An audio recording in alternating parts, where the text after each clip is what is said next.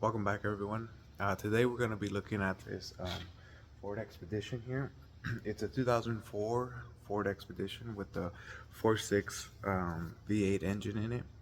Customer came in and said that they were hearing some noises coming from the engine bay when they turned the car on, and they are starting to drive it more and more, and it was sitting for a while before they started driving it.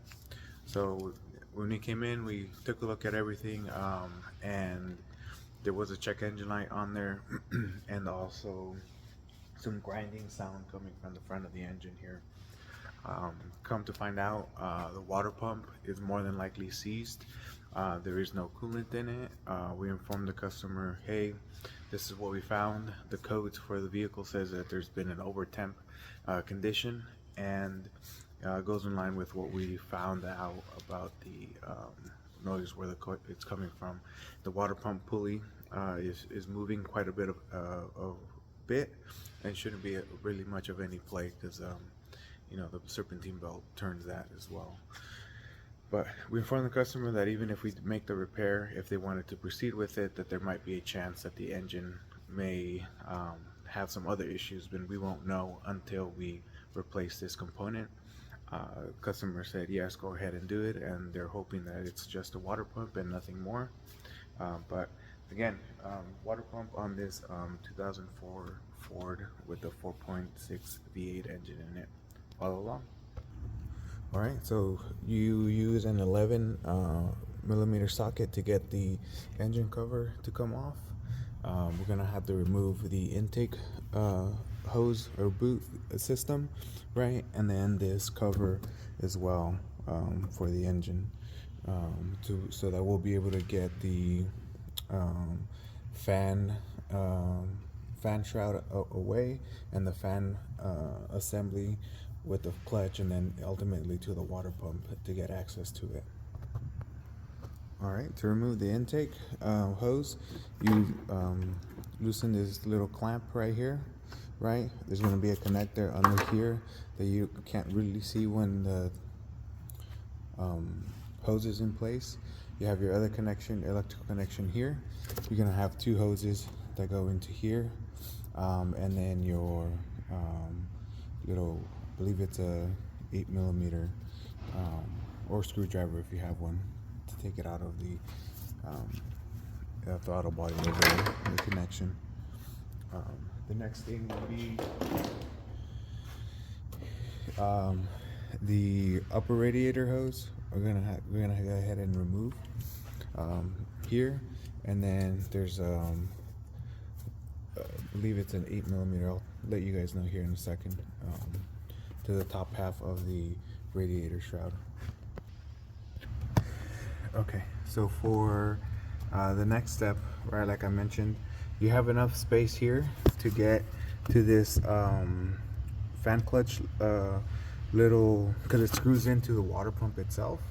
So you either have to get a pneumatic air tool gun to remove the fan clutch, or you pry something in between two of these bolts, so you'll be able to get a 36 millimeter wrench in there to remove it.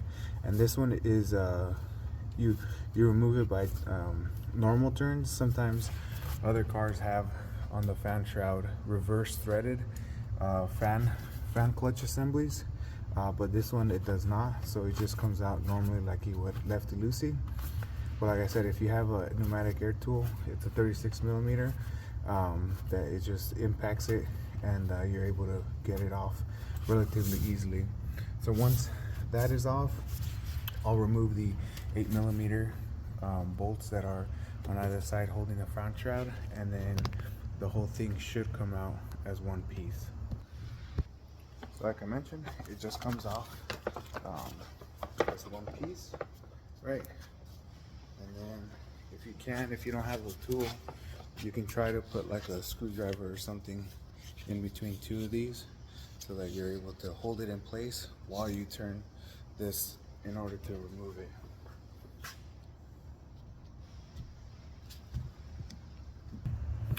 Okay, now with those two things removed, right, you have plenty of space, and then you see your water pump right here. So we're gonna remove the serpentine belt. That you just have to release some of the tension from your pulley, your pulley tensioner, which is located right here. So you just grab your 3/8 ratchet and then release the tension, and then you can remove the belt, and then you remove these 4 bolts to be able to remove this cover here from the water pump to get access to the bolts that are located behind it, to remove it from the vehicle itself. So once you do, like I mentioned, remove those 4 bolts, that little pulley, I guess it's just a little cover for the belt to go on, comes off, right? Nothing really extra for that, it's just that.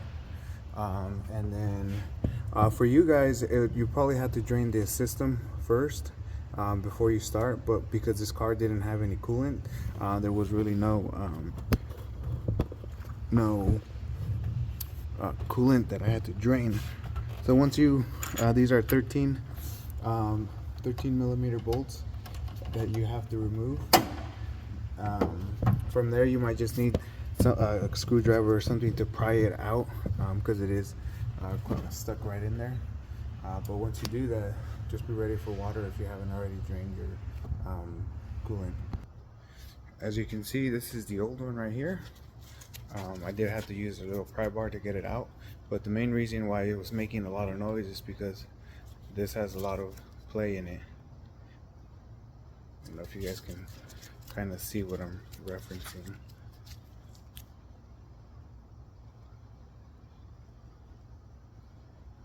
Believe me, but this pulley right here has a lot of play in it, right? And then that's what was making that noise,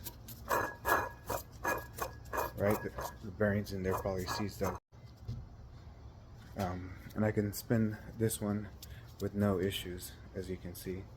No, nothing like that. So there is an O-ring that goes here. Go ahead and, replace the O-ring if the kit comes with it. The water pump should come with it. If not, I highly recommend you to replace it, because you don't want to be doing this job again after. So to install it, it's just in reverse order, right? You put these 4 bolts in. You put the cover back on for where the tensioner goes, the belt. Put the belt back on, then your fan blade shroud, and then your intakes, and then all your covers, beautification covers. And then you add coolant, and then you bleed the system, turn your heater on, let it get up to operating temperature, check for any leaks of any kind, and things like that. But that's it for today's video. If you have any questions or any comments or anything like that, just drop them in the section below. As always, appreciate you guys for watching. Until next time.